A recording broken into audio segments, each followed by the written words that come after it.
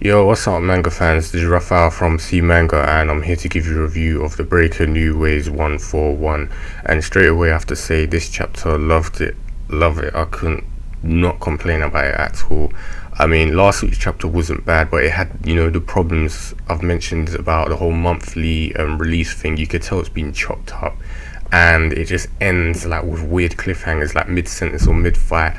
And the content was a bit slacking last time, but this week pacing, story, like dialogue, fighting, and the artwork was all much higher than usual.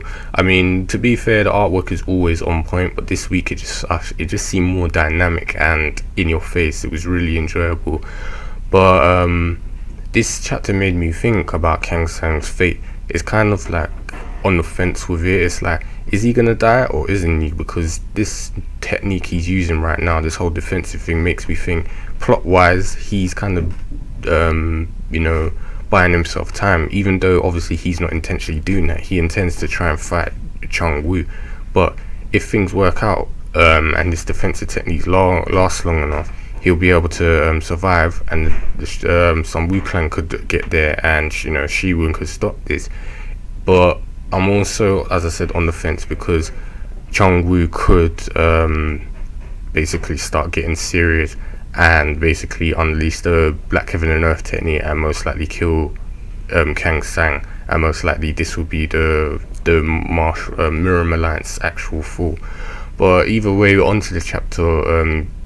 The cliffhanger what happened last time. Chun-Woo needs Kang-Sung against the pillar, but he's blocked it. He quite calmly and sent him flying, and this is called the reflection technique. It's quite simple, but it's basically it's a Tai Chi art, one of the greatest techniques in the Tai Chi's martial arts, and it's basically, this will make sure that none of Chun-Woo's attacks will ever touch Kang-Sung.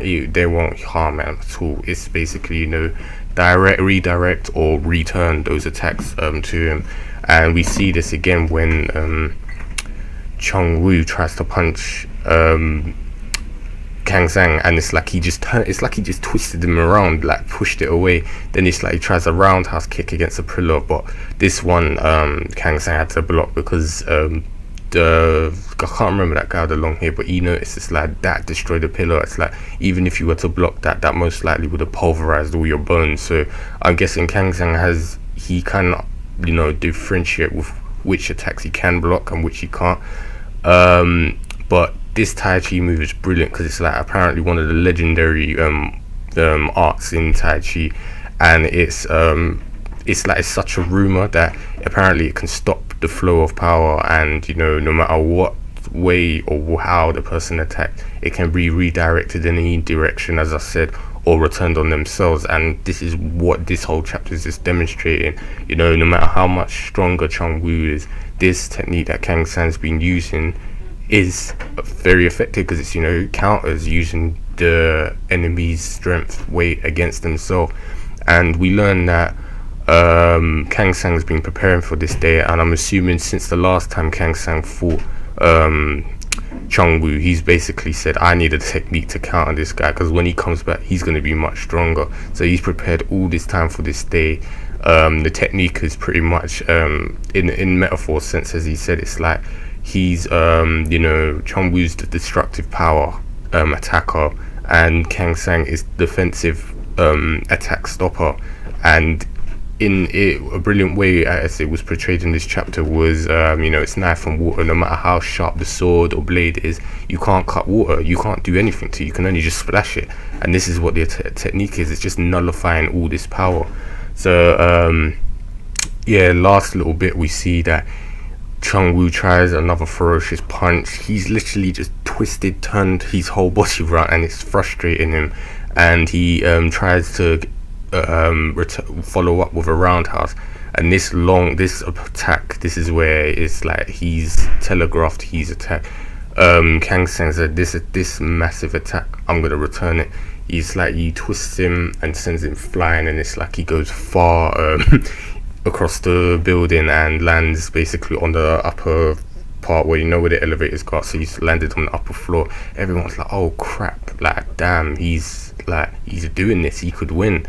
But this is where, as I said before, I think Kang-Sung's fate might be sealed. Chong-Woo's gotten up and he's like, it's like I wouldn't expect any less from you. It's not gonna be fun if I can't pulverize someone weak. So obviously, you know, he's enjoying this, but you could tell he's getting peed off now. And he's like, I will show you now, you know, how the Murim alliance will fall, and that's obviously going to be with Kang-Sung's death. So this is where I said I'm on the fence. Will the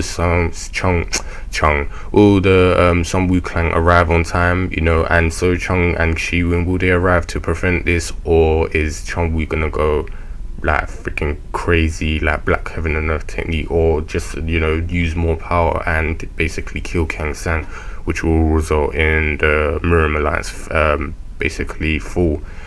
And yeah, that's all I can think. I'm just divided between those two scenarios, and I think either one is likely to happen, and we just gotta wait and see.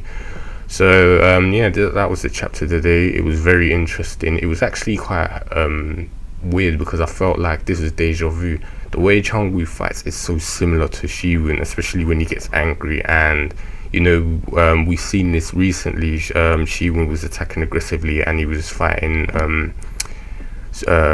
Ju-San-Sik, and it was the same thing. It was like he was attacking, but none of the attacks were actually hitting. And the same goes with Kang-Sung, he was defending. So it's weird. It's kind of interesting to see Master and Disciple fight the same.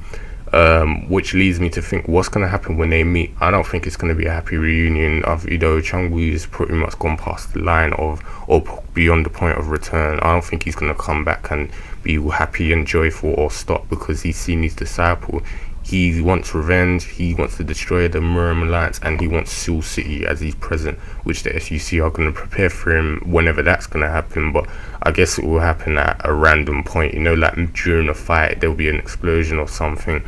So yeah, as I said, a lot of weird parallels like that happening, and you know, just said, interesting chapter. I hope we get more of these in the future, and just felt like there was so much to read today.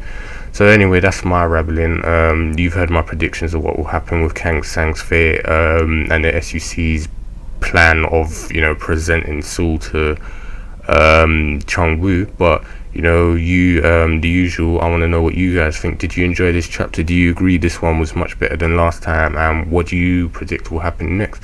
Also, leave us a like because it helps not only us out, it will help the series out, which I definitely think it deserves. And subscribe for more content in the channel. You know, the usual. You can check out whatever stuff we have. And yeah, and there may be anything of interest you might want to see.